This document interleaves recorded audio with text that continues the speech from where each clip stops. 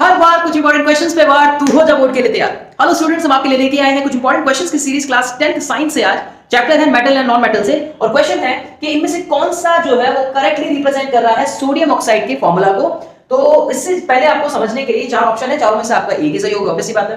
तो कौन सा क्या सही तरीका है इस क्वेश्चन को करने का, समझते हैं। इससे पहले आपको इस तरह के क्वेश्चन को समझने के लिए ध्यान रखना है कि हमारे से वहां पे सोडियम और ऑक्सीजन बोला है। सोडियम की वैलेंसी होती है 1, इसकी इलेक्ट्रॉनिक कॉन्फ़िगरेशन होती है 281, जबकि ऑक्सीजन की जो वैलेंसी होती है वो होती है 2, और उसकी इलेक्ट्रॉनिक कॉन्फ़िगरेशन होती है 2 और 6। तो दोनों के बीच में जब हम क्लास 9 में बॉन्ड बनाते थे, आपको याद हो, तो इस तरीके से कुछ बॉन्ड बनाते थे कि सोडियम की वैलेंसी 1 हो गई, ऑक्सीजन की वैलेंसी जो है वो -2 हो गई, और इनसे क्रिस क्रॉस करके बनता है Na2O।